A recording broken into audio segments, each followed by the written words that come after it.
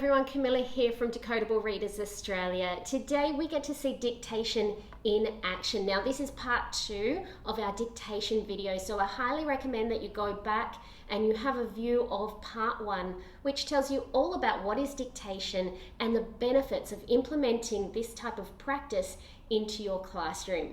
Now today's sample is using a one-on-one situation, but you can definitely apply those steps into a small group or even whole class. So today's sample is for you to see how each step is implemented and how the educator responds to the students. So let's dive straight in. Before even beginning a sentence dictation, it is highly recommended that you just remind students of those basic components of sentence writing: the capital letter at the start, the full stop at the end, spaces between words, sounding out words, and then you're ready to begin your dictation. Can you remember when we write a sentence, what do we have to remember? A capital letter at the start and a full stop at the end. Yes, and what do we need to remember when we write the words? Do you remember what goes in between? Finger space. Finger spaces, okay. Step 1 is to say the sentence out loud. Having the students hear the sentence, you may need to repeat the sentence a couple of times, especially if you are giving a longer sentence. I'm going to read a sentence to you and you have to say it back to me. Nan had to pick a ring for Nat. Step 2, have the students orally repeat the sentence to make sure that they have heard the sentence accurately.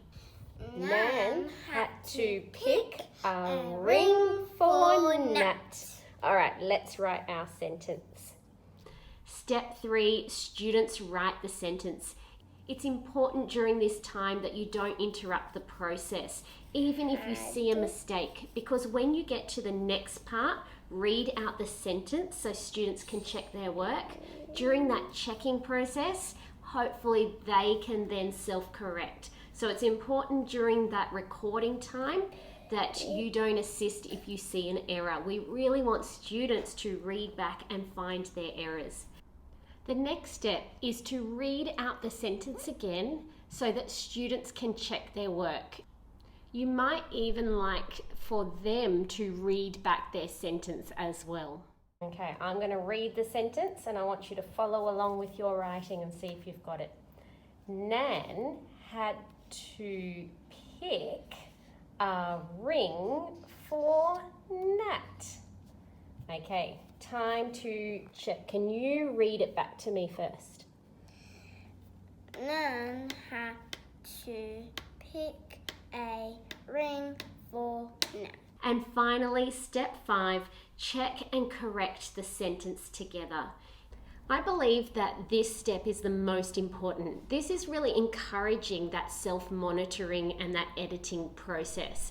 It's important that students can see what they've done accurately and where they've made an error. This is a time for them to self-correct. Okay, can you remember at the start you told me what we had to have at the start of our sentence? Do you remember what that was? Capital letter. Do you have a capital letter?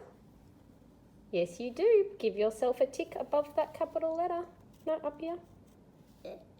That's okay. You can have that tick too because you have all the sounds in Nan. N, a, n. All right, let's have a look. A, d. You've got all the sounds. Tick. Nan had t, t, oo, t, t. That's all right. Can you write it underneath? Yep. Are you going to write it above there? T, oo. Good. 2. Nan had to pick. P, ick. That's all right. Good job. Give yourself a tick. Pick. Yep, you've got it. Tick. Ring. I. How do we do the ng sound? Oh, yeah. Good job. You can add your G. Now that says ring. 4. Or. You've got that right. Give yourself a tick.